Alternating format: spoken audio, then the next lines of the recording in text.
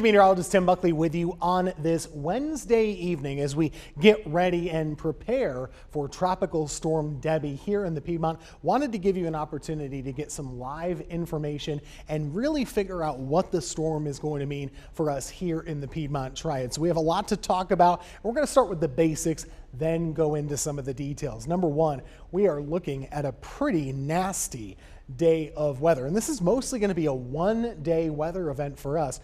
Earlier in the week, it looked like it could actually span for several days, but now we're mostly highlighting Thursday, maybe as far as into Friday morning. We're talking about all-day rainfall here. We are impacting this with torrential rain, possible flooding across the area, actually some likely flooding too. And you got to be alert. Watch out for those roadways. High water in spots is going to really be a problem as we go into your Thursday. This is what we're looking at on the wide view. So as of 9 o'clock on Wednesday, here is where Debby was. Now, earlier in the day, it was actually quite a weak storm and fairly disorganized. What happened was that some dry air got into the middle of the system and kind of disrupted it a bit. Dry air kind of acts like kryptonite, and it really breaks apart those downpours and showers and reduces them to rubble. Now we're starting to see that it's gained steam yet again. As of the 8 o'clock advisory from the National Hurricane Center, they say it has winds at about 60 miles per hour. Now, that speed would be very close to the center here, which is still close to Charleston, South Carolina.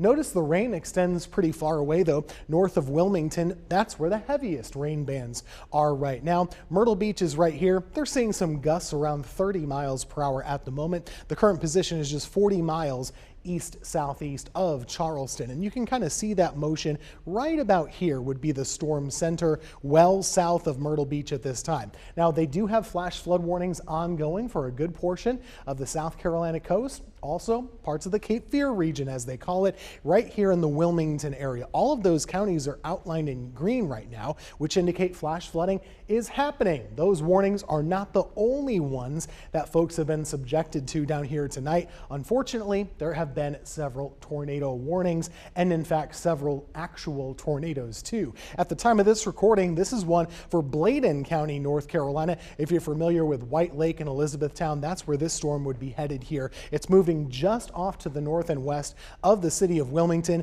It already rolled through parts of Pender County, and the type of thing we look for in tropical systems is a little bit of rotation in some of those rain bands. That's what's happening right here near Carver's, and you can see that that is going to continue pretty quickly up the road. Earlier today, there were a couple tornadoes reported in places like Sampson County, just there, and another one here in the Maple Ridge area of Pender County. But there are also several waterspouts too.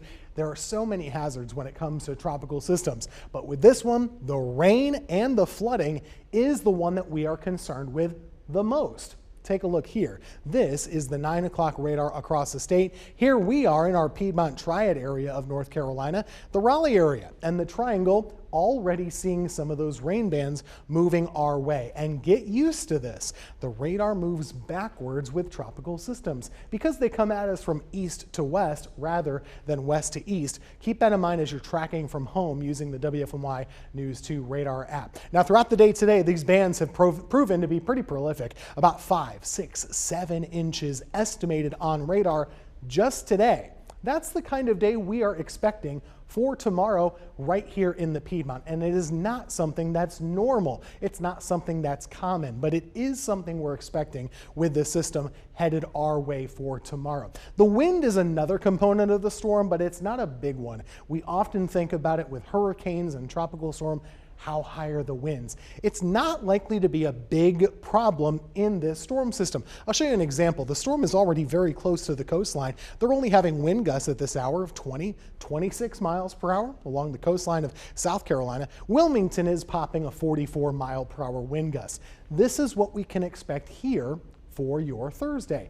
On-again, off-again wind gusts that could get up to around 30 miles per hour and maybe as high as 40, but that'll be the exception rather than the rule. The main big deal for us is that rainfall. And look at the track. This is not something we often see. It's going to come in across South Carolina. That happens by really early tomorrow morning, overnight tonight. Then it goes inland. This is only showing the storm center. The center of the storm will be here right around 2 a.m. Friday morning, and then it scoots north of us. Almost all of the rain with this system, with Debby, is on the north side. So the back edge of the system is going to be pretty dry. Almost all of the rainfall is going to come as we go into the day on Thursday. So let's break it down. This would be 1 a.m.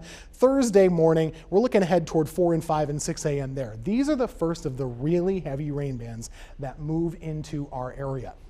So once you're waking up, you're getting ready to go as you usually would. This is when conditions start to go downhill. By around 6, 7, 8, and 9 o'clock on Thursday morning, we start to get some of these very heavy rain bands. And remember, not only is the rain coming down in sheets, but it could also be coming down sideways at times. That's something that you do not want to be in if you can avoid it. If you have the flexibility to maybe work from home, a remote situation, or just to, cut the day a little bit short, relax. Tomorrow would be the day to do that, to be sure. Just look at this. Our futurecast is packed with torrential rain. This is about 1 to 2 o'clock in the afternoon, and I put the wind direction on here as well. There will be gusty winds, as we said, mostly of 20 to 30 miles per hour. Fast forward, now we're at 5 o'clock on Thursday evening, still dealing with all of this torrential rainfall. So you get the idea, there's just not enough places to put all of this rainfall. We're talking about in our forecast 3 to maybe 6 inches of rain for tomorrow alone. That's about 1 to 2 months worth of rainfall just in a single day. A typical month around here sees about 3 to 4 inches of rain.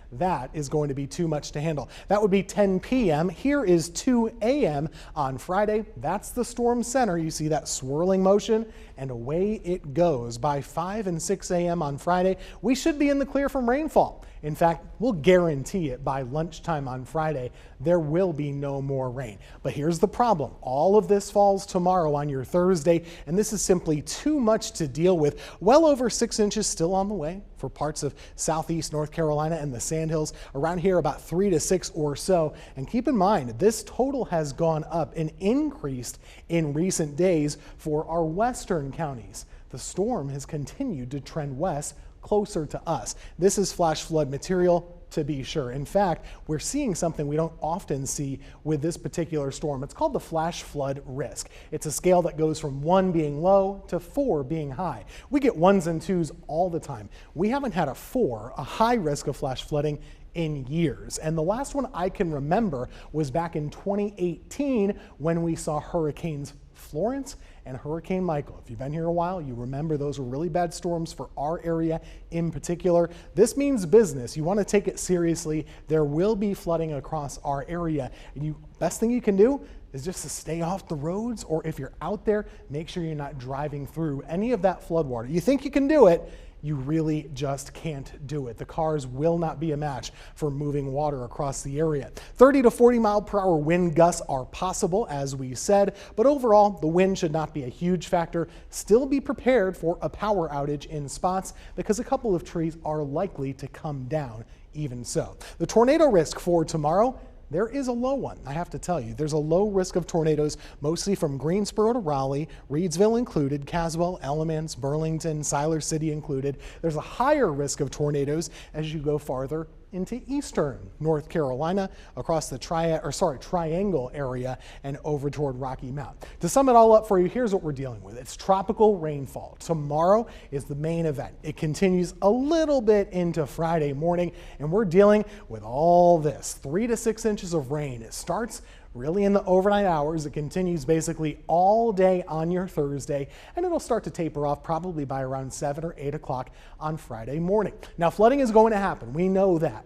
Just be alert of it. If you know the trouble spots in your community, in your neighborhood, make sure to avoid them. Think about where that water usually rises. That will probably happen tomorrow. And once the rain stops too, we're going to see those bigger rivers across the area, like the Dan River, the Haw River. They're going to rise still for another day or two. Bottom line, it's a washout, raining all the time across our area. Wind gusts will be a little bit higher in southeast North Carolina, not all that high here. Still though, a couple power outages will be possible. We're calling it a News 2 weather impact alert day for Thursday and for the first half of Friday. It's just going to rain all the time. Be safe out there, everybody. The weather will be improving for Saturday and Sunday. You can count on us for coverage throughout Tropical Storm Debby.